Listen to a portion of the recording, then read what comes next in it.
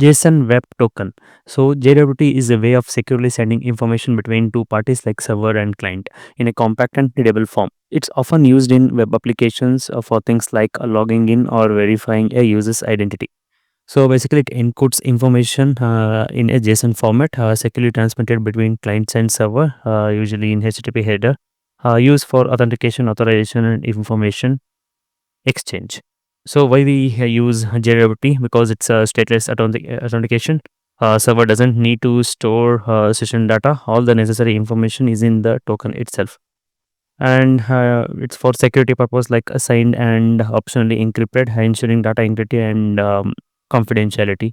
It is compact and portable, ideal for passing in URLs, HTTP headers, or cookies. So the flow of JWT is like users log into any site. The client send a login credentials like username and password. Then token generation happens. The server validates the credentials and generates JWT containing claims, user information, rules, expiration. Then token sent to the client. Then token storage will happen like typically in local storage, session storage, or a cookie. And on subsequent request, the client includes JWT in authorization header. Then the server validates the token and processes the request accordingly. So the structure of JWT is like header, payload, and signature. So header specifies the algorithm used to sign in the token, like RSA or short one 256 and all. Then payload contains the claims or data you want to transmit, like UID, expression time, and all. Signature ensures the token's integrity and authenticity. It's created by signing the encoded header and payload with secret key. The types of claims in JWT are like registered claims, public claims, and private claims. So, registered claims are standard predefined claims like issuer, subject, audience, expiration time, not before issued at, and JWT ID. Public claims are the custom claims created for your applications. Then the private claims are the claims shared between parties that agree on their usage. So, JWT in authentication and authorization, for stateless authentication, once authenticated, the server issues a JWT.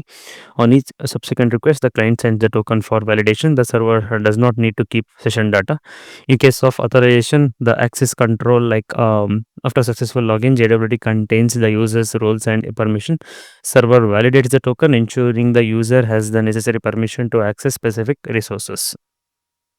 Um, we need to consider security as well, like token expiration, set an expiration to limit the lifespan of the token. Always use HTTPS to protect the token in transit. Implement token blacklisting if needed, as JWTs are stateless and cannot be revoked directly. Avoid storing JWT in places vulnerable to cross-site scripting like local storage. The pros and cons of JWT are like it's a stateless, no need for server to store session data, and easy to implement in distributed systems such as microservice. Since no server-side session storage is required, it scales well horizontally. Then can be passed in HTTP headers or your URL parameters. And cons are like JWTs can be large if too many claims are included, and once issued, JWT cannot easily be revoked until it expires. If the secret key is compromised, an attacker can generate valid tokens. It's like risk to exposure. In real life, the building a RESTful API using JWT for authentication. This is a scenario like user sends login credentials, server generates JWT with user information, client stores that token, then client includes the token in authorization header for subsequent request. Server validates a token and grants access to protected resources. So the best practices for JWT are like use a short token lifespan with refresh tokens for re-authentication. Always use HTTPS to secure the transmission.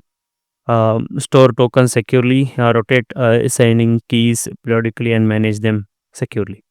So to conclude, JWT is a powerful tool for secure authentication and authorization in modern web application. It's a lightweight, stateless, and highly versatile. But security must be considered at every stage of implementation. So implementing best practices will help avoid common pitfalls and ensure robust security.